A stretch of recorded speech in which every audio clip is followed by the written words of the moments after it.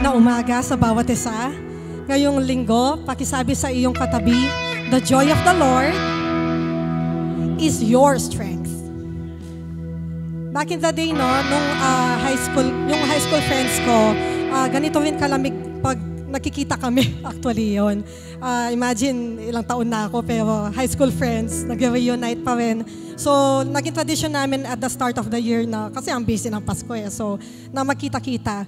Pero kahit na malamig ang panahon, natanong ng kaibigan ko, one of the architects, na, Eileen, parang wala ka mang pinagdaanan, sabi niya. Bakit beaming ka pa din with joy? Bakit parang napaka-strong mo? Alam naman namin virtually na may pinagdaanan ka. You were miscarried twice, no? Namatayan ka din ng pandemic ng mahal sa buhay. Pero, what keeps you going? Bakit parang walang nangyari sa'yo? No? Kasi, yung iba, pag namatayan, parang, talagang gloomy, ganyan. Yung New Year sa kanila, parang hindi New Year. Pero, sabi ng best friend ko, no, yung kasama namin na, may matindi siyang source. At ito yung source na yon. Nasasabi siya sa Psalm 28 verse 7. The Lord is my strength. Yun ang pinangahawakan natin. And my shield. In Him my heart trusts, and I am helped. My heart exalts, and with my song I give thanks to Him. Naniniwala ako ito din yung sinasabi ni Queen Esther sa pinag-aaralan natin ngayon. Kasi marami siyang pinagdaanan din in the past. Marami din siyang naging mga tragedies in the past. May mga depressions din siya na pagdaanan. Pero kahapon lang, sabi ng asawa ko, habang nagpa-practice kami may bad news na nangyari. Namatayan din kami ng aso. Pero hindi yung aso namin ngayon. Yung naging pet ko before, aso ng lola ko. Nag-relieve sa akin yung depression when the time na namatayan din kami ng pandemic. Kasi yun yung time na kasama din namin yung asong yon. It's been 9 years na kasama namin siya. Alam ko, aso lang yon. Pero kahit pa, kasi yung memories ng lola ko, kasama niya. And iniyak ko siya, no? Habang nag-ramen kami kagabi. Sinisipon kasi ako, kaya nag-ramen kami. Iniyak ko siya. Sabi ko, Panginoon, in this time of fear, in this time of distress, I need you. Pero isa lang ang sinabi niya sa akin. Sabi niya sa Nehemiah, chapter 8, verse 10, once again. This day is holy to our Lord. This is Sunday, church. This is the Lord's day. Do not grieve and be depressed, for the joy of the Lord is your strength and your stronghold. So lahat ng joyous dito, lahat ng may courage of the Lord dito, tumayo. Let's all rise up and just sing. Lift our hands with joy and the strength of the Lord that is within us already. Thank you, Lord. Oh, we praise you.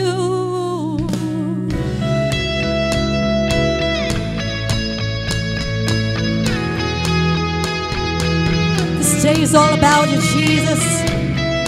Thank you, Lord, for the joy. Thank you, Lord, for the strength.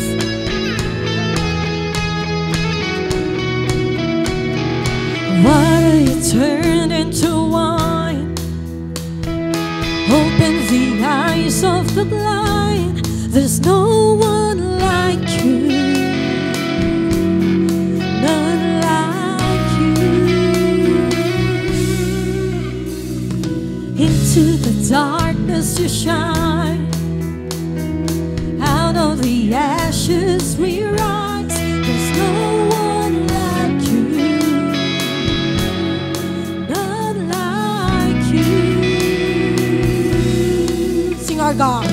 Our God's greater, our God's stronger. God, you are higher than any other. Our God is healer, awesome in power, God. Our God.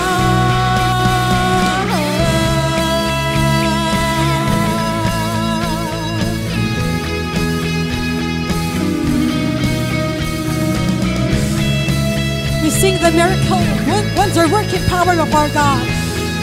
Come on, into the darkness you shine, Jesus. Into the darkness you shine. Out of the ashes we rise.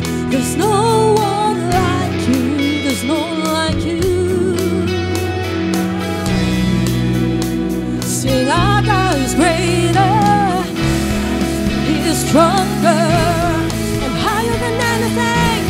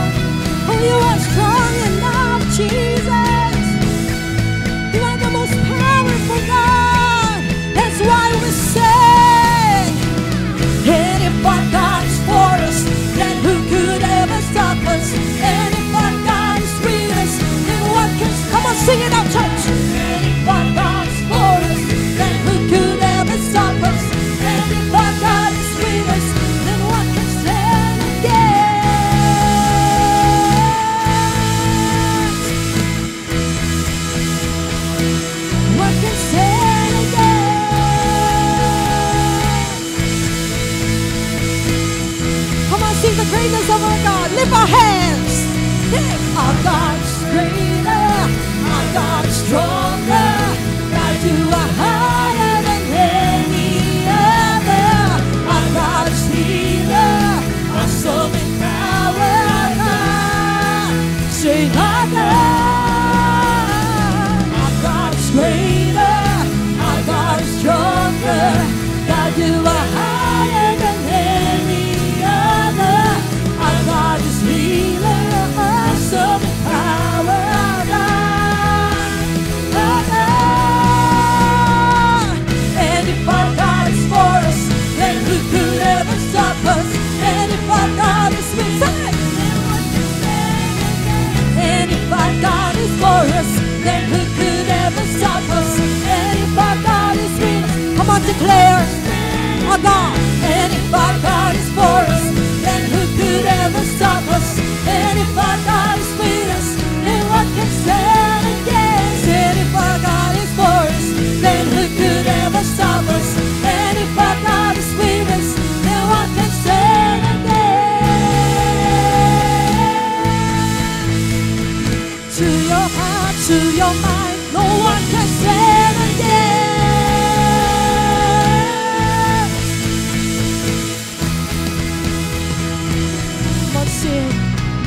Our God is greater, our God is stronger. God, you are higher than any other. Our God is healer, awesome in power. Our God. Sing at the top of your lungs. Come on, sing, church. Our God is greater, our God is stronger. God, you are higher than any other. Our God is healer, awesome in power. Our God, our God. Glorify your holy name, Jesus. Hallelujah. Praise Him. God, God.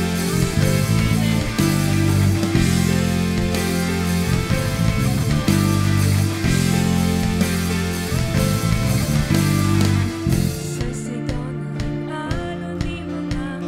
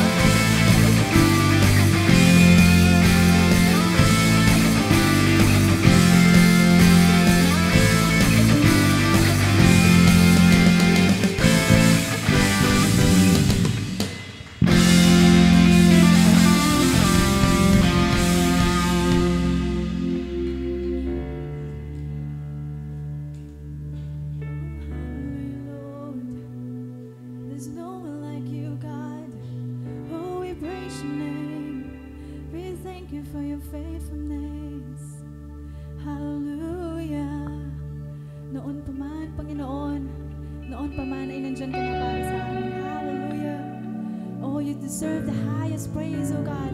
Hallelujah. Kayo lamang, Panginoon. Kayo lamang ang pupurihin namin sa aming mga buhay, O Lord God. Hallelujah. And we trust you, O Lord God. We have faith in you, O Lord God. Hallelujah. Thank you, Lord, for you never leave us nor forsake us. Oh, we praise your name, Jesus. Oh, glory to you, Lord. Salamat po. Oh, we thank you, Lord. Oh, lift your voice to God. Lift your voice to God. Oh, we trust in you, Jesus.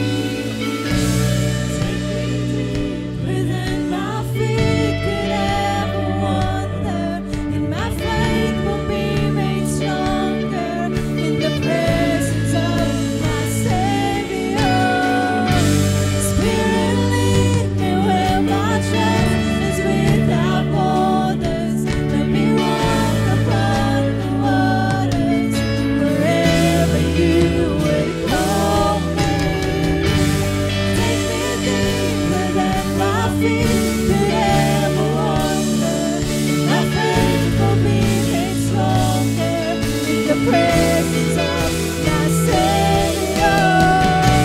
Spirit, lead me where my trust is without borders. Let me walk upon the waters wherever you call me. Take me deeper than my feet could ever wander, and my faith will be made stronger in the presence of my Savior.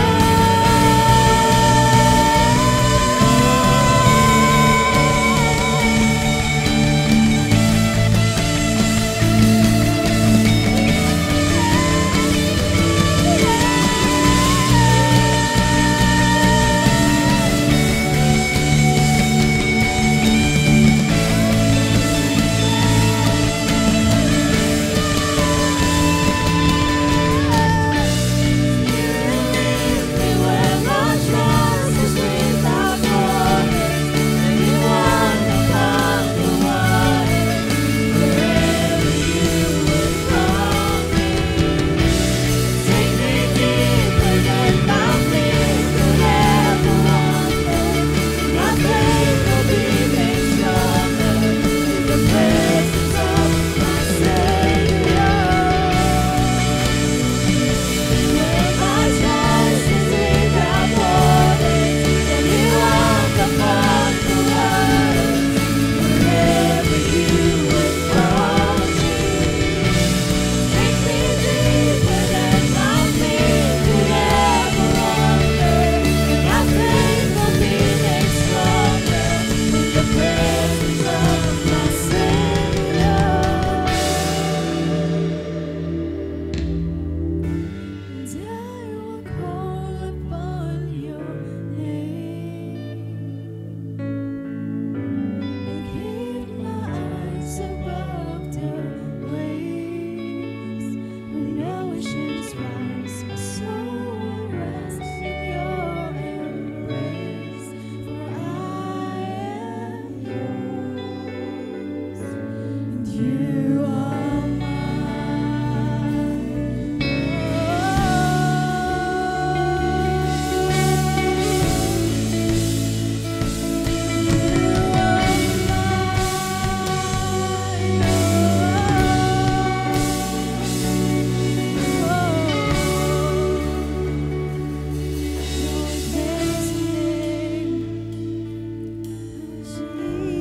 Jesus, we trust you, Lord. We praise your name.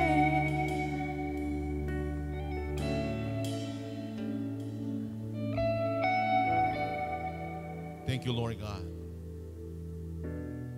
Ikaw ang Alpha at Omega, Panginoon.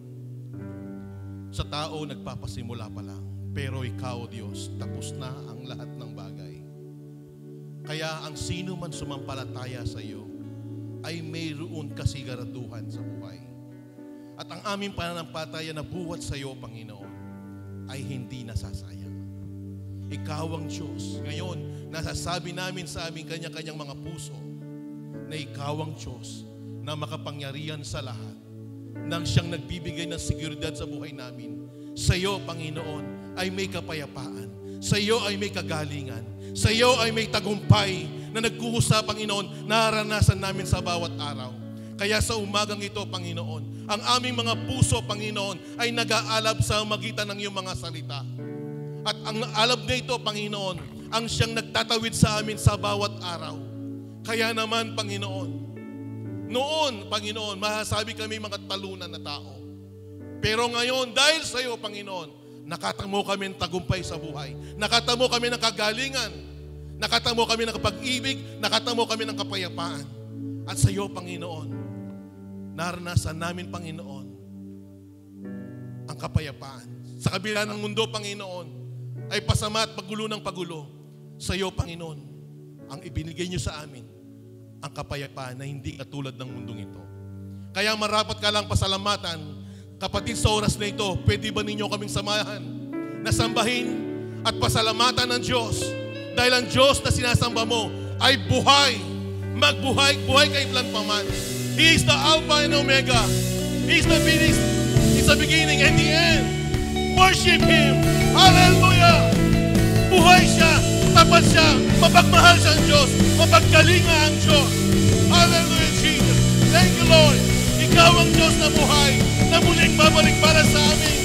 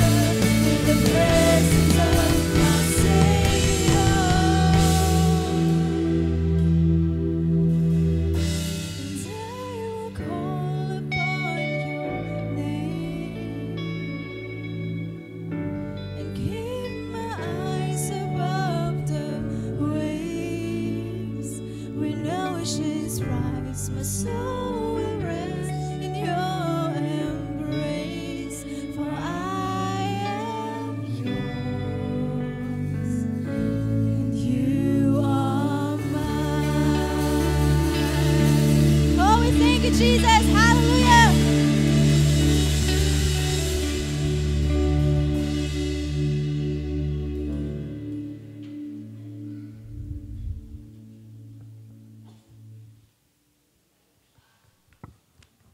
Amen. Tayo manalangin sa ating pagkakaloob.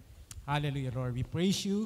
We glorify your name, O Lord. Panginoon, maraming salamat po sa mga salita mo, O Diyos, na patuloy na nagbabago ng aming mga puso at isipan, Panginoon. Patuloy nakikita po namin ang lahat ng bagay na ginawa mo na sa aming buhay. Patuloy mong binabago, Panginoon, maging sa aming larangan ng pagbibigay. Salamat po, O Diyos, sa iyo po ang lahat ng papuri, pasalamat sa pangalan ng Panginoon Jesus. Amen.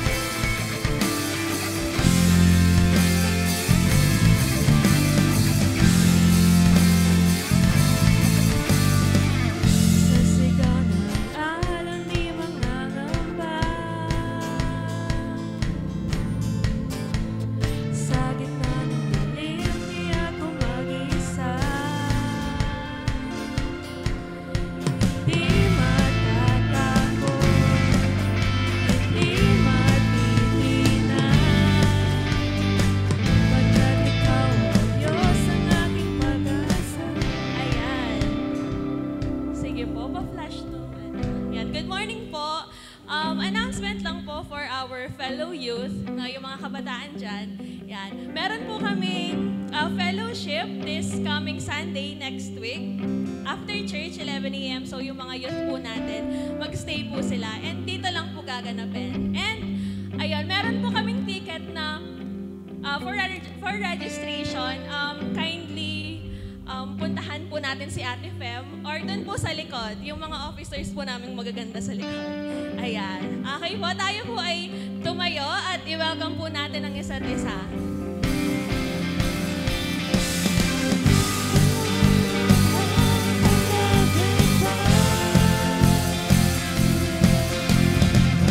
Pagkat,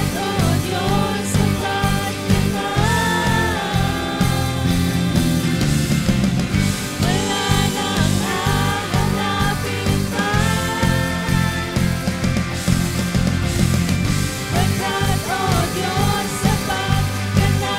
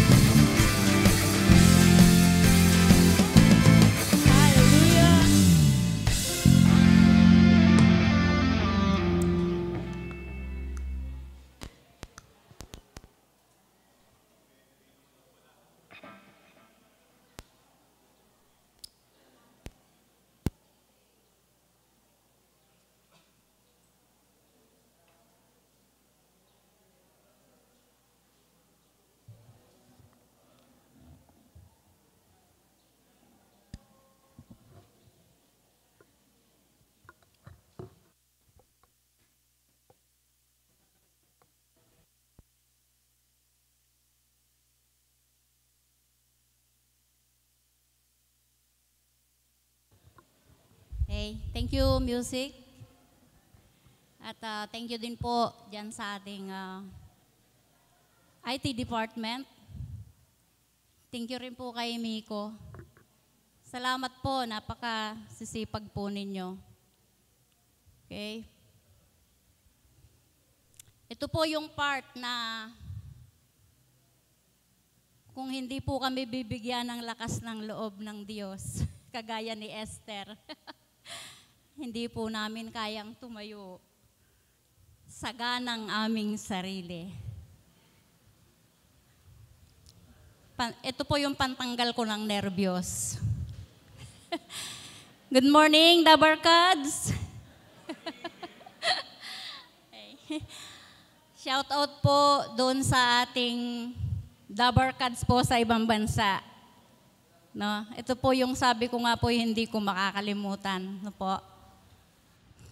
Diyan po sa US, yung akin pong kumare na nakailan lang ay nagdiwang ng birthday dito at nakasama natin. Hello, Mars! No? At sa Canada, yan. No po, yung Dabarkads natin dyan sa Canada. At yung pong Dabarkads natin na nandito, na galing po ng Saudi Arabia, Sister Joyra, napabalik na rin po sa February 14. No? At dun po sa Abu Dhabi, meron din po tayong Dabarkads dyan. Sa Qatar at sa Vietnam. Okay? Pandagdag oras lang po. Okay? Hello sa inyong lahat po. Okay? O sige po, tuloy na tayo. Sa ayaw at sa gusto natin, tuloy-tuloy na po tayo. Okay? So, 2025 team, for such a time as this. At yung pong first quarter team natin, recognizing one's purpose. At yun pong ating topic, courage in the face of danger. Sa Tagalog po, lakas ng loob sa harap ng panganib. Okay? Courage in the face of danger. Esther approached the king. Okay? Ito po yung kadugtong nung atin pong napag-aralan last Sunday kay engineer, ano po. So marahil po, nag-isip-isip si Esther kung ano po ang kanyang gagawin para makalapit at makausap ang hari. Ano po? At maaaring naisip ni Esther, paano na kami ng aking mga kalahi kung hindi ako gagawa ng paraan? Tiyak, mauubos kami. Okay? So napakaganda po na masubaybayan po natin itong buhay at kasaysayan ni Esther. Napakagandang kwento po. Personally, ako po ay nag-enjoy dito po sa buhay ni Esther. No? Okay. Napakalaking gampanin po kay Esther na siya ay nasa palasyo. Okay? At siguro po kung tayo rin po ang nasa kalagayan ni Esther, tiyak gagawa rin po tayo ng paraan. Diba? Gagawa rin po tayo ng paraan kung alam natin na tayo po ay nakaharap sa malaking panganib, lalo na at ang ating mga kalahi. Hindi lang po ang ating mga kalahi, kundi ang pamilya ay nahaharap sa panganib at mauubos, di ba? Siyempre gagawa tayo ng paraan kagaya ni Esther. At kung ako po, si Esther, no? Sa panahon natin ngayon, una ko pong iisipin, ay, saan ko kaya itatago yung aking mga apo? Ano po? Siyempre, una mong maiisip yung pamilya mo, saan mo dadalhin, di ba? Yan, okay? Sabi po sa chapter 5, verse 1 ng Esther, lumipas ang 3 araw mula nang mag-usap si Esther at Mordecai. So matatandaan po natin na nag-usap si Esther at Mordecai sa pamamagitan ni Hatak na eunuko ng hari. Balik po tayo, sabi niya, lumipas ang 3 araw mula nang mag-usap sina Esther at Mordecai. So yung pong unang araw, pangalawang araw, at 3 araw, ano po kaya sa palagay natin ang ginawa ni Esther? Ano po sa palagay ninyo ang ginawa ni Esther? Sa loob ng 3 araw, pagkatapos nilang mag-usap ni Mordecai sa pamamagitan ni Hatak, ano po kaya ang ginawa ni Esther? Ano po kaya? Hindi po kaya nanalangin si Esther? Di ba? Pwede o maaaring nananalangin si Esther sa loob ng 3 araw pagkatapos nilang nag-usap ni Mordecai. Bakit? Maaaring nananalangin si Esther at hinihingi ang gabay ng Diyos. Ano po? Hinihingi niya ang gabay ng Diyos at bigyan siya ng lakas ng loob upang makaharap siya sa hari at masabi ni Esther yung dapat niyang sabihin. So dahil alam po ni Esther na tanging ang Diyos lang ang makakatulong sa kanya upang mapagtagumpayan ang panganib na kanilang kinakaharap. Kaya kayang harapin ni Esther ang napakabigat na panganib kung wala ang gabay ng Diyos? Kaya ba ni Esther? Yan. Okay? Lagay ko po hindi kaya ni Esther na humarap na siya lamang mag-isa sa ganang kanyang sariling kalakasan kung wala ang gabay ng Diyos, di po ba? Okay? So kanino huhugot ng lakas si Esther?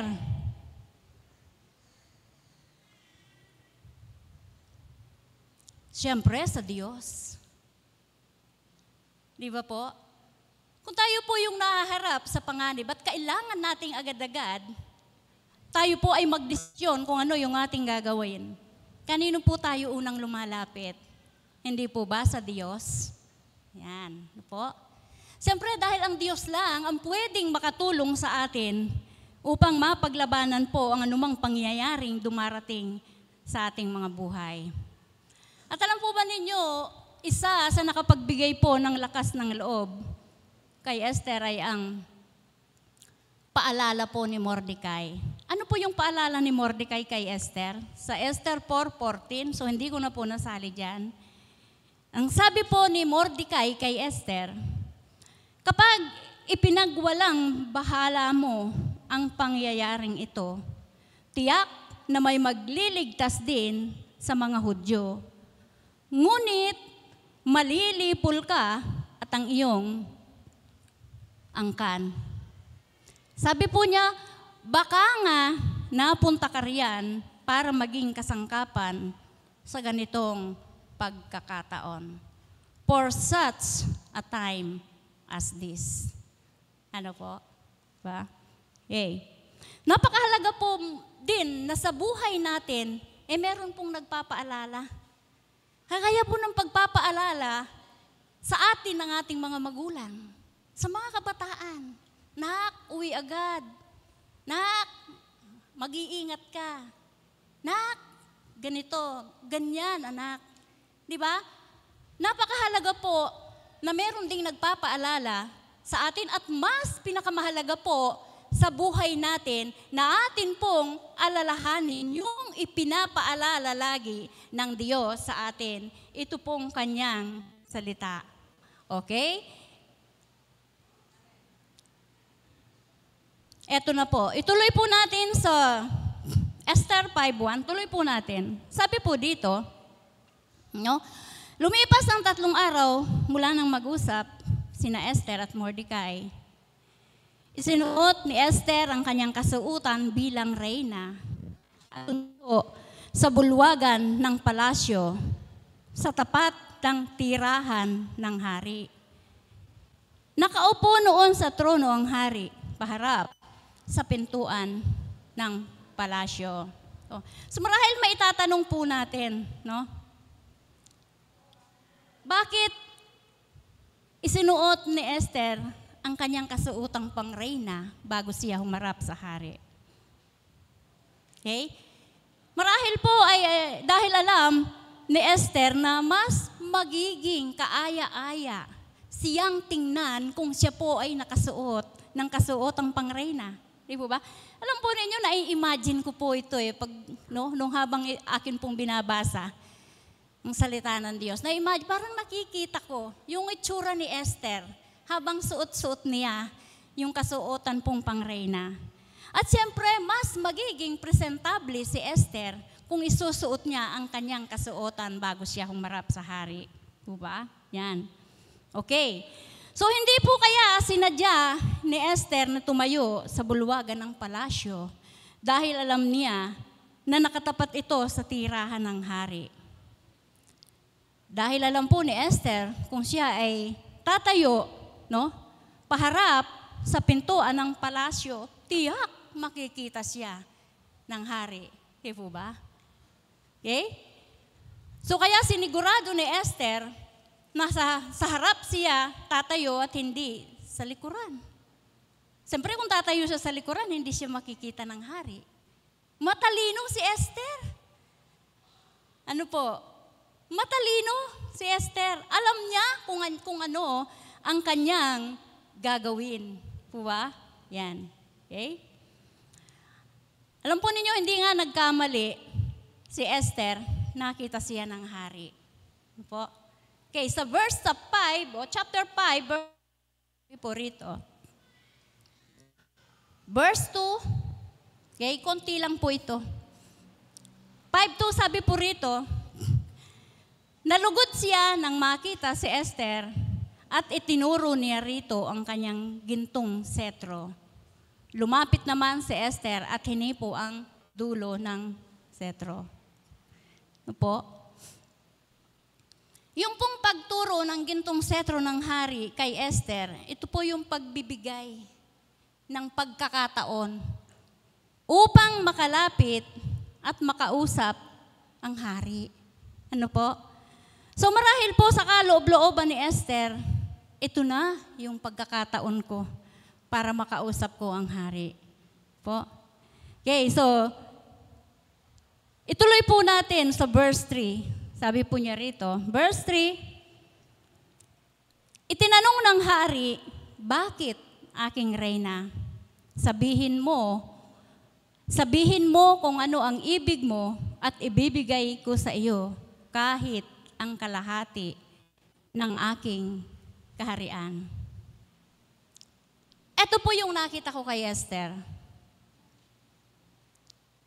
Esther was blessed and favored by God. Pinagpala po si Esther at pinaburan ng Diyos. Ano po? Okay? So, 3 bagay po yung nakita ko dito kay Esther. Yung una, sa chapter 2, yung una po, sabi, pinili si Esther at binigyan ng pinakamainam na tirahan at binigyan pa ng 7 katulong na babae. Hindi po ba favored si Esther? Blessed po si Esther. Pinagpala siya at pinaburan ng Diyos. Ano po? Una siya ay pinili. Pinili po siya at binigyan pa ng 7 katulong na babae. Alam ko po ngayon, sa panahon natin, kapag kumukuha ka ng yaya, isa lang sa anak, di po ba? Pero si Esther po 7. 7 babae. Ano pa ang gagawin ni Esther? Baka po pati pagsusuklay ng kanyang buhok ay ginagawa na ng 7 katulong. Di po ba? Siguro po si Esther, ay nakaupo na lang. May nagsuserve ng pagkain, may naglilinis ng kuko, may nagmamanicure at nagpe-pedicure. Di ko pa alam po nung unang panahon meron ng ganito. Ano po? No? Okay. So ito lamang po yung nakita ko. Bagaman po at walang sinasabi, o silent po ang Bible, doon po sa panahon ni Esther. Pero makikita po natin dito yung pabor ng Diyos kay Esther. Okay? Ano po? Yung pangalawa, kinalugdan ng hari, si Esther. Ito po isang favor din ng Diyos para sa kanya. Di ba? Kasi nga po, mali na siya ilalapit sa hari dahil ito po yung batas sa palasyo. Na hindi ka pwedeng lumapit sa hari kung hindi ka ipinatatawag. Di po ba? Pero si Esther po, gumawa siya ng paraan eh. Gumawa siya ng paraan upang siya po ay makalapit sa hari. No po? Yan. Yung pangatlo, eto po yung isa pang pabor ng Diyos kay Esther. Sabi po ng hari kay Esther, sabihin mo kung ano ang ibig mo at ibibigay ko sa iyo. Sabihin lang ni Esther kung ano ang ibig nito at ibibigay ng hari sa kanya. Sabi niya, kahit kalahati ng aking kaharian ay ibibigay niya kay Esther. So ini-imagine ko po gaano ba kalaki ang kaharian ng hari. At kalahati ay kaya niyang ibigay. Di po ba? No? So marahil po sa isip-isip ni Esther, nang marinig niya ito sa hari, siguro po sa isip-isip ni Esther, thank you Lord. Yan. Hindi po ba kapag tayo po ang pinaboran, ano po ang nasasabi natin? Hindi po ba napapa-thank you Lord tayo? Kapag yung pong ating kahilingan ay nagkaroon po ng kasagutan, napapa-thank you Lord po tayo. So marahil naisip po ni Esther, salamat Panginoon dahil maililigtas na niya ang kanyang mga kalahi. Alam po ninyo, hindi po pabiru-biru yung kinakaharap ni Esther. Sipin mo, siya po ang gagamitin ng Diyos upang iligtas ang kanyang kalahi. Ano po? Kaya kung hindi po favored si Esther, hindi niya magagawa ito kung sa sariling kanyang kalakasan lamang. Po? Alam po ninyo, hindi lang po si Esther ang pinagpala at pinaboran ng Diyos. We are all blessed and favored by God. Tayo pong lahat ay pinagpala ng Diyos. Tayo pong lahat ay kanyang pinaboran. Bakit? Kasi po tayo yung mga anak ng Diyos. At kapag ikaw ay anak, ikaw yung unang-unang papaboran ng iyong magulang. Eh po ba? Kaya tayo pong lahat na tumanggap at kumilala sa ating Diyos, tayo pong lahat ay pinagpala niya. Pinagpala po tayo ng Diyos sa lahat ng aspeto ng ating buhay. Alam po ninyo mga kapatid, kung ang hari po ay kayang ibigay kay Esther, kahit po ang kalahati ng kanyang kaharian, si Jesus po ang ating Diyos, hindi lang kalahati ang ibinigay niya sa atin. Buong buhay niya ay ibinigay niya sa atin. Kaya higit pa sa kayang ibigay ng hari kay Esther, ay ibinigay na ng Diyos sa atin dahil narito na siya sa ating mga puso. Diyan na siya nakatira at namamalagi. Di po ba? Matatandaan po natin na sinabi ng ating Panginoon bago siya umakyat sa langit. Ano po? Ipapadala ko ang aking espiritu na siyang makakasama ninyo ng pangwalang hanggan. Kaya kahit anuman po ang ating gawin, ang espiritu ng Diyos ay nananatili sa atin. Siya po ang gumagabay, siya ang nagtuturo. Ano po? At siya ang nagbibigay sa atin ng lahat ng ating mga pangangailangan. Okay? Sabi po rito, so tingnan po natin dito sa Esther 5:4.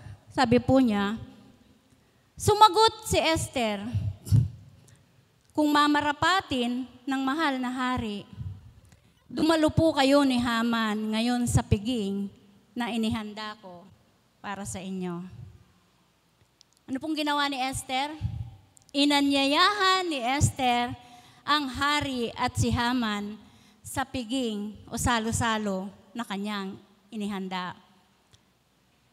Pero nakita ko po rito yung pagpapakumbaba ni Esther eh. Bakit po? Sabi niya, kung mamarapatin ng mahal na hari, dumalo po kayo. Tayo po ba kapag tayo po yung nag-aanyaya sa ating handaan na inihanda? Nagpapakumbaba ba tayo doon po sa ating inaanyayahan? Di ba? Oy, munta aking birthday ko. Yan. Pero hindi mo sinasabi, doon po sa inanyayahan mo na, please, dumalo ka, parang awa mo na. Hindi po natin ginagawa yun. Di ba? Basta in-invite natin siya ng taos sa puso natin. Yun na yun. Pero si Esther, nakita ko po dito eh. Kung mamarapatin, sabi po niya, so naroon po yung pagpapakumbaba. Bakit kaya? Ano po sa palagay ninyo? Bakit kaya may pagpapakumbabang inanyayahan ni Esther ang hari at si Haman? Palagay ako may plano si Esther. Palagay ko po may plano. Ano? Yan. Okay? So tingnan po natin. Ano po yung isinanggot ng hari kay Esther? Agad si Haman para masunod ang ibig ni Esther. Tawagin agad, sabi niya. Agad-agad. Mamaligwaya po. Nagmamadali pa siya.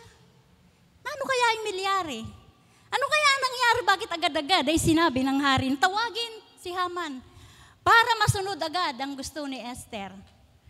Hindi po kaya na-starstruck ang hari kay Esther? Ano po? Siguro po may spark yung mata niya, ngikit ni Esther. Dahil sa napakagandang, napakaganda ni Esther at bagay na bagay sa kanya yung kanyang suot o yung kasuotan pang reyna. Naisip ko lang po yun. Ano po? Baka ganito nga yung nangyari kasi silent nga po ang Bible eh. Pero makikita po natin dito na inanyayahan ni Esther ang hari at si Haman nang mayroon pong pagpapakumbaba. So sabi ng hari, tawagin agad si Haman. Kaya ang ginawa nila, dumalunga ang hari at si Haman sa piging na inihanda ni Esther. So sa madaling salita, dumalo po ang hari at si Haman. Okay, tingnan po natin yung verse 6. Okay, sabi ko nga po, konti lang to. Malapit na tayong matapos. So verse 6, sabi po niya rito, habang sila'y nagiinuman, tinanong ng hari si Esther, ano ba ang gusto mo? Pangalawang tanong na po yan kay Esther. Ano ba ang gusto mo? Sabihin mo, ibibigay kong lahat, kahit ang kalahati ng aking kaharian. Okay? Doon pong sa una, tinanong niya. Pero dito po sa pangalawang tanong, meron na pong lahat eh. Ibibigay kong lahat, sabi po niya, kahit ang kalahati ng aking kaharian. Ano po? Yan. Kaya nga po, ito ang nangyari. Dumalo nga po ang hari at si Haman sa piging o salo-salo na inihanda ni Esther. At sabi po rito, habang sila'y nagiinuman, sabi po niya, noon pa po pala meron ng inuman eh. Siyempre pag may handaan, may inuman. Hindi ko lang po alam kung ano yung iniinom nila. Kung ito po ba ay alak? Ito po ba ay soft drinks? Ito po ba ay juice? O ano ba ang kanilang iniinom? No? Ano ba ang kanilang iniinom? Kasi wala naman po sinabi ang Bible na sila'y umiinom ng nakakalasing na inumin. Pero ang pagkakaalam ko po, noon, ang alak na tinatawag nila, yung pong katas ng ubas. Puro po siya. At hindi ko rin po alam kung ito'y nakakalasing. Ano po? Kaya sabi nga po, okay? So hindi ko po alam kung yung pong inuman na binabanggit dito ay alak ba ito na nakakalasing. Meron po akong napagtanungan, no? Sa atin pong kapanahunan. Kapag ang isang tao daw po ay nakainom, basta nakainom po agresibo daw po ito. At kung ano yung hihingin mo sa kanya, ay agad niyang ibinibigay. Jody na ng panyaling ulam. O agad-agad bago iya, kasi makainom niya eh. Ako po balo nung malasing niya, kasi wala namang besa. Kayo po, mga kapatid na boys, nasubukan na po ba ninyong malasing? O hindi na po malasing, makainom? Totoo po ba yung sinasabi nila na madali kang pakiusapan? O madaling humingi sa'yo ng pabor kapag ikaw ay nakainom? Totoo ba yun, Pastor Edwin? Oo, totoo daw po. Totoo nga po. Yung napagtanungan ko, tama siya. Totoo pala. Yan. So ngayon po, meron na po tayong idea. Tayo pong mga misis. Kung yung pong mga husband natin ay umiinom pa, sana wala na. Ano po? No? Samantalahin po ninyo. Manggo-grocery ako, wala na. Para ibigay niya yung kalahati ng kanyang sweldo. Diba? Kahit kalahati lang. Diba po, no? Ganun pala kapag lasing, ano po, o nakainom. Okay? Yan. Kaya ang sabi nga po, tinanong muli ng hari si Esther kung ano ang gusto nito at ibibigay niya kahit ang kalahati ng kanyang kaharian. Okay? So yung tanong po dito,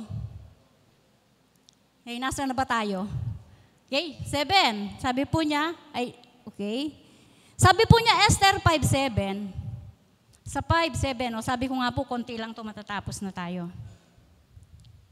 Ito po ang kahilingan. Sabihin na Esther ang kanyang kahilingan. Kaya nga po sabi ko sa inyo, subaybayan po ninyo. Sabihin na kaya ni Esther ang kanyang, binitin pa tayo eh. Oh. Ano po? Okay? Ito po ang aking kahilingan. Ang sabi po ni Esther, no? Kung ako po'y kalugod-lugod sa hari, at kung inyong mamarapatin, dumalo muli kayo ni Haman sa piging na ihahanda ko para sa inyo. Bukas, sabi po niya, bukas, dumalo po kayo at sasabihin ko na ang aking kahilingan. Hindi ko lang po alam kung sa Sunday sasabihin na. Bahala na po si Pastor Edwin kung sasabihin na. I-reveal na ba ni Esther ang kanyang kahilingan sa hari? Wow, ako po excited ako talaga eh. No? Kung i-reveal na nga ni Esther yung kanyang kahilingan sa hari. Po? So dito nakita ko pong muli yung pagpapakumbaba ni Esther sa kanyang paanyaya sa hari at kay Haman. No? Siya po muli sa ikalawang pagkakataon, siya po ay naghanda muli ng isang salo-salo at inimbitahan niyang muli ang hari at si Haman. Okay? Kaya sabi po rito, hindi sinabi ni Esther ang kanyang kahilingan, bagkus ay muli niyang inanyayahan ng hari at si Haman sa piging na kanyang inihanda. At sinabi ni Esther, bukas doon ko na sasabihin. Ano po? Okay?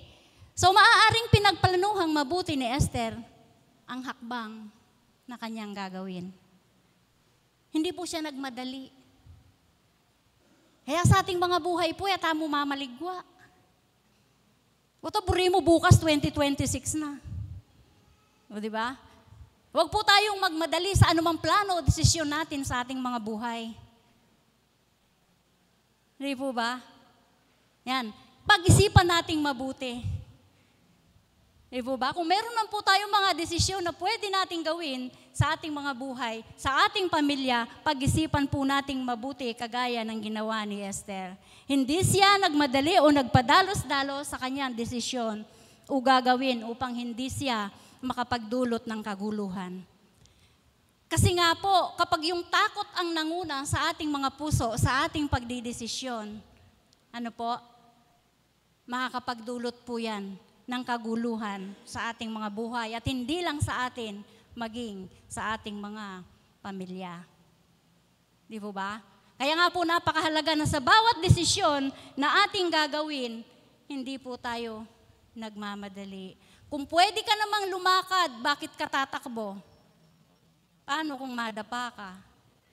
Di ba? Huwag po tayong magmadali. Okay? Kagaya ng ginawa ni Esther. So yung hakbang na ito ni Esther ay hindi lamang pagpapakita ng lakas ng loob o tapang. Esther, atapang nga babae. Di po ba, no? Matapang si Esther. Di po ba? Nakakabilib si Esther, napakatapang niya. Di po ba? Okay? Kaya nga po, ito po yung pagpapakita ni Esther ng lakas ng loob o tapang. No po? Hindi lamang, okay? Sa hakbang na ito ni Esther, hindi lamang pagpapakita ng lakas ng loob o tapang, kundi ng matalinong pag-iisip at galaw upang ipahayag ang kanyang kahilingan sa hari. Sabi ko nga po kanina, napakatalino ni Esther. Di po ba? Ismutya po nung galoya, Esther. Magpadalos-dalos. Di ba? Hindi siya nagpapabigla-bigla sa kanyang desisyon.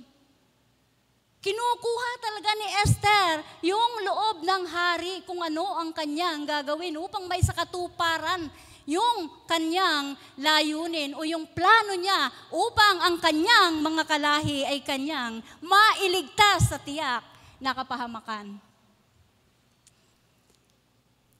Sa atin pong pagtatapos, dito po makikita natin yung pagmamahal at malasakit po ni Esther sa kanyang mga kalahi.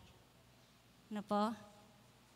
So at dahil ginabayan siya at binigyan ng lakas ng loob ng Diyos, ano po nangyari? Nagtagumpay si Esther. Tagumpay! Sabihin nga po natin, tagumpay!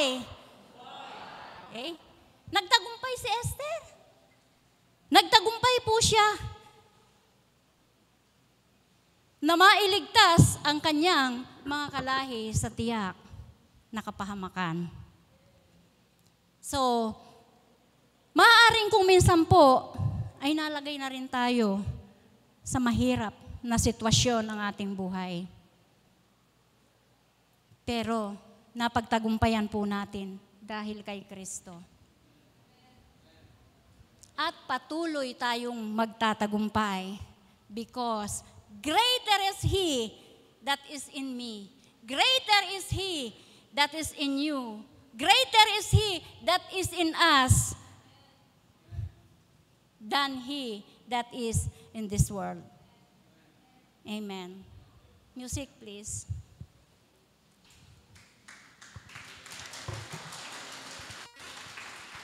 Salamat, Panginoon. Thank you, Lord. Hallelujah. Tunay nga po, Panginoon, nakarapat dapat ka pong itaas at purihin sa aming mga buhay. Sapagkat ikaw ang tunay na tagumpay ng aming mga buhay. Ikaw lamang, Panginoon, at wala na pong iba. Kaya nga po, O Diyos, maraming salamat po.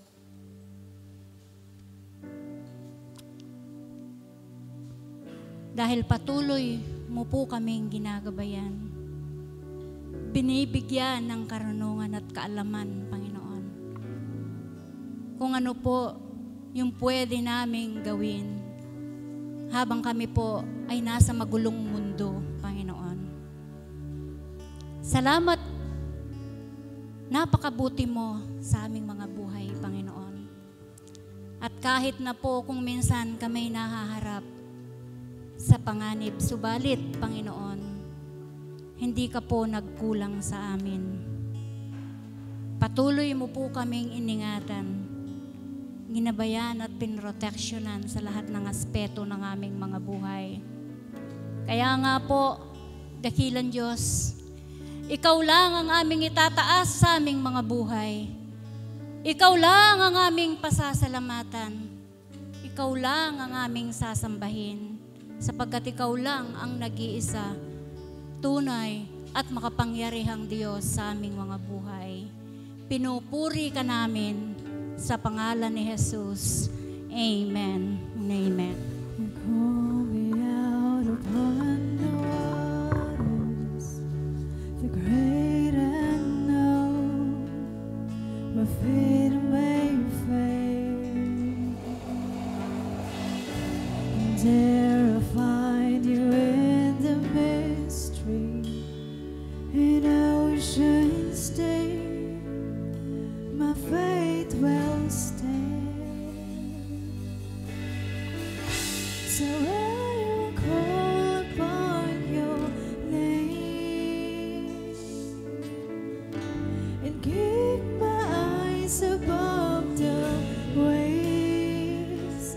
When oceans rise, my soul will rest in your embrace. For I am yours. You are mine, Lord. You are Thank you, mine. Jesus. Amen. Palakpan natin, Panginoon. Hallelujah. Thank you, Lord. Tunay na ang Panginoon ang siyang ating kalakasan, ang ating tapang na loob sa ating buhay.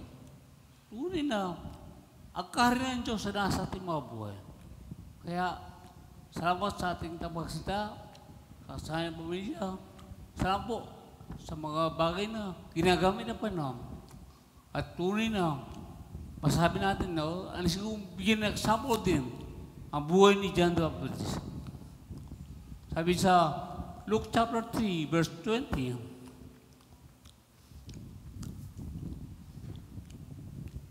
sa bandang huli, nadagdagan pa ang kasalanan ni Herodes dahil ipinabilinggo niya si Juan.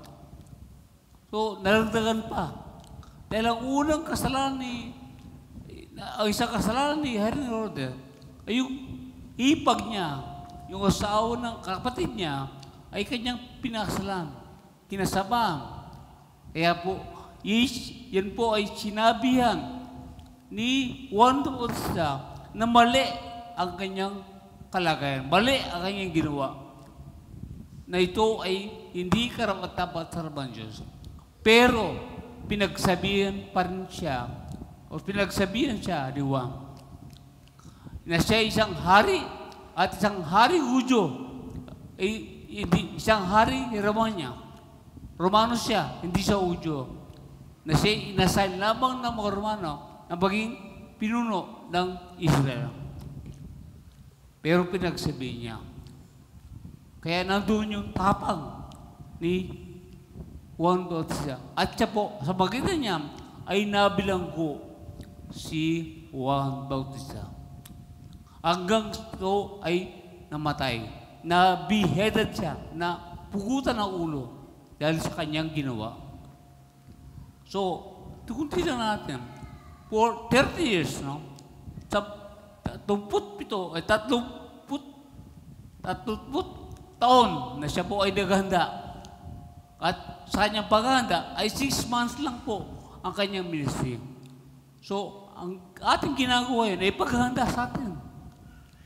So, patuloy natin nakikilala ang Panginoon sa buhay natin. Iyon ay paghahanda sa ating mga buhay, araw-araw, at sarata-arating pa sa ating mga buhay. Ayan po, ano? At alam nyo, doon sa kanyang buhay, 1.5 years, ay siya'y nabilanggo. Yan ang buhay ni Juan Bautista. 30 years na ilang, no? Nasa wilderness. Wala sa komersya, wala sa sentro, wala sa mga bagay sa mundo ito. Pero siya po ay nagtiyaga, nagtiis. Dahil alam niya ang panaguan niya na binigay ng Diyos sa kanyang buhay. Alam niya ang purpose niya sa kanyang buhay. Kaya kung titignan, sabi ng mga ilang, nagsasabi, ang buhay ni Juan ay hindi successful. Dahil gano'n ang buhay niya, malungkot ang buhay niya. Dahil nasa ilang siya, at 30 years, tapos 6 months. Siya nag-busy sa 30 years niyang kanyang paghahanda, at 1 year and a half, ay nabilanggo siya. Napakalungkot ang buhay ni Juan Bautista. Yan ang sabi ng karamihan. Sa pagkakakita sa buhay ni Juan Bautista. No? Pero, alam niyo, sabi ng Panginoon, sa Matthew 11:11, ang pinakadakilang na buhay sa mundo ito ay si Juan Bautista. Ang pinakadakilang buhay, na buhay sa mundo ito, ay si Juan Bautista. Sa mga ibang version, si Juan Bautista ay pinakadakila sa lahat ng propeta na nandaan sa Old Testament. He is the greatest. John Bautista, other than prophets, in the Old Testament. At ang mga susunod na mga aba ay higit na madakila. At yan po ay tayo. Tayo yun. Dahil ang Diyos, ang Panginoon, ay sumasa atin na. Nagkaroon na ng katuparan yung sinabi ng Old Testament. That the kingdom of God is upon our hearts, upon our life. Yan po. Kaya tandaan natin, iba ang pagka-unawa ng Diyos patungkol sa isang taong dakila. Hindi patungkol sa mga bagay sa mundo para ang isang tao ay dakila. Kapag siya tanyag, siya maraming arayang, walang masama yan. Pero po, hindi yan ang kasukatan na ikaw ay dakila. Ang sukatan ay ikaw ay nasa layunin at nasa Panginoon ang buhay mo. Yan ang tunay dakila. Yan ang tunay tagumpay. Sabi na tagumpayin. Yan. Yan ang tunay tagumpay. At alam nyo, ang success ni Juan Bautista ay yung mga tao.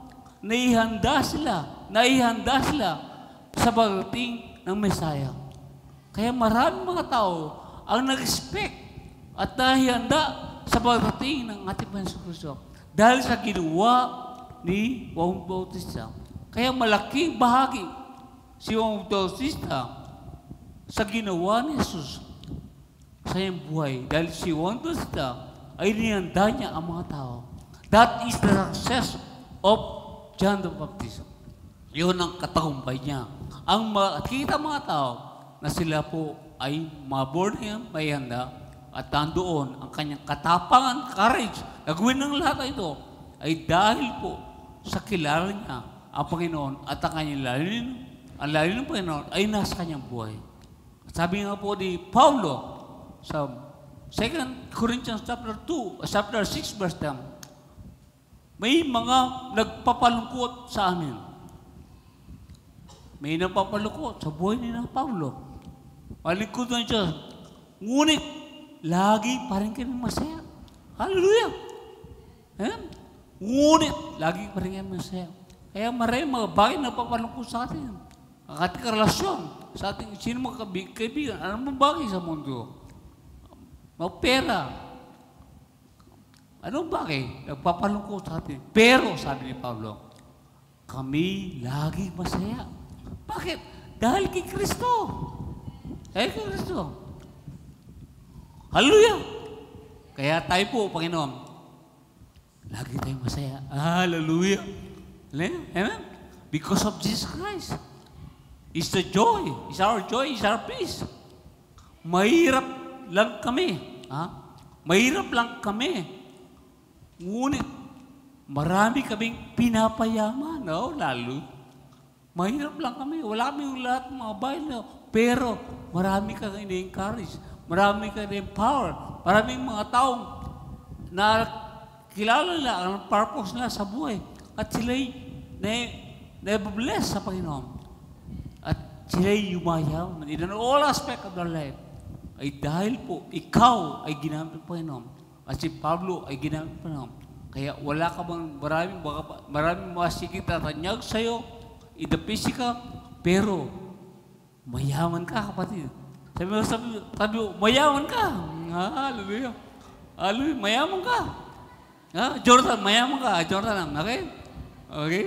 So, huwag mong tingnan ang sarili mo sa panlabas. Tingnan mo kung sino ka sa Panginoon. Allah, sabi niya, kung tungkol sa mga bagay dito sa mundo, tungkol ni mga sa mga bagay dito, wala kaming sasabing amin. Ngunit, ang totoo, sabi ni Paulo, kami ang nagmamay-ari sa lahat ng mga bagay. Hallelujah! Hallelujah! Para pa natin, Panginoon. Glory to God! Yan po ang courage ni Pablo sa iyong buhay. Kaya ibinigay niya ang kanyang buhay sa kanyang Panginoon. Kaya kapatid, ang ikaw ba at ako, ay daman natin ibigay ang lahat ng bagay dahil alam natin kung sino tayo at kung sino ang Panginoon ng ating mga buhay. At sabi nga po last, Luke chapter 14, verse 1, kung higit yung mas mahal, yung ama, ina, mga anak, at maging ang inyong sarili, ay hindi ko kayo tagasunod. You are not my disciples. Hindi ko kayo tagasunod. Kaya kapatid, kung masigit mo mahal ang iyong kapatid, ang iyong magulang, ang iyong anak, pero hindi ibig sabihin na huwag mo silang mahalin. When you love your father, when you love your mother, because of the love of God, dahil sa pag-ibig ni Jesus, then you love more God than your father. Ganun ang ibig sabihin niya. Kung higit mong mahal ang iyong magulang, ibig sabihin niya, kapag minahal mo ang iyong magulang, dahil sa Panginoon, hindi dahil obligasyon mo, dahil ito'y pleasure mo, kasiyahan mo, hindi dahil sa Panginoon. No? Dahil sa Panginoon. Hindi self-serving. At ganoon din sa mga anak mo. Dahil anak mo yan, kaya mahalin ko. Hindi po self-serving. Kundi dahil sa pag-ibig ng Diyos.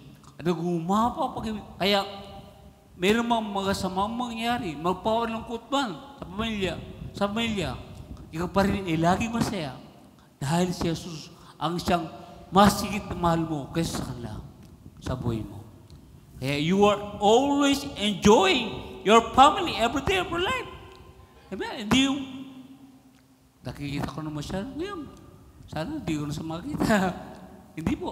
Kundi ikaw ay masaya. At higit pa sa iyong sarili, ang iyong pagmamahal sa Diyos. O higit ang Diyos sa iyong pagsarili. Even yourself, ang sarili mo, ay mas mahal mo ang Diyos kaysa sa sarili mo. Sa buhay mo. Kaya when you take care of your life, take care of your pinakalinga mo at minamahal din ang iyong sarili, pero dahil sa pag-ibig ng Diyos sa buhay mo, kaya mo ginagagawa yun. Hindi dahil sa iyong sarili pagsisira, kailangan mo bigyan ng pansin ng iyong sarili, kundi dahil ito ay kalooban at purpose ng Panginoon sa aking buhay. Kaya kapatid, ikaw ay pinagpala, ikaw ay magaling, pinagaling na ang Diyos, ikaw ay puno ng kagalakan, kapayapaan sa buhay. Ikaw ay tunay na pinagpala at tunay masasabi na, narito na, sabi ng awit na, narito na ang tagumpay, narito na ang tagumpay sa iyong buhay. Glory to God. Let's all stand. Thank you, Jesus. Thank you, Jesus. So, Panginoon, salamat po, Panginoon, sa umaga ito. Lord, tunay, Panginoon, tingnan namin ang kakila. Ang katakila sa lahat ay yung pamantayan. Hindi ang pamantayan ng mundo ito, kundi ang pamantayan mo. Ay makita namin kung sino at kung ano ang isang taong dakila. Kaya Lord, tunay, Panginoon, ito ang patuloy na bibigyan ng tapang sa amin. Kahit sa amin, share ang gospel. I-share, Panginoon, kung anong kakabuti. Kahit panganib sa aming buhay. Panganib, Panginoon, sa aming mga buhay. Ang aming oras, ang aming pera, ang aming panahon, ang aming sarili, Panginoon. Yan daan na aming buwis. Dahil Ikaw, Panginoon, ay nagkikilala namin sa aming mga buhay. Kaya Lord, pinupuri ka ng pinaparana. Salamat sa iyo, ginamit, Panginoon, sa mga ito. Salamat sa bawat isa sa amin na narito. Kaya Lord, mahayo kami sa lugar nito. Taglay ang tagumpay, taglay ang pag-ibig, taglay ang katapangan, taglay o Diyos ang lahat ng bagay. Dahil sa iyo, Panginoon, Ikaw ang lahat-lahat sa amin, sa kanan ng mga nanak Espiritu Santo. And we say, Amen and Amen. God bless you.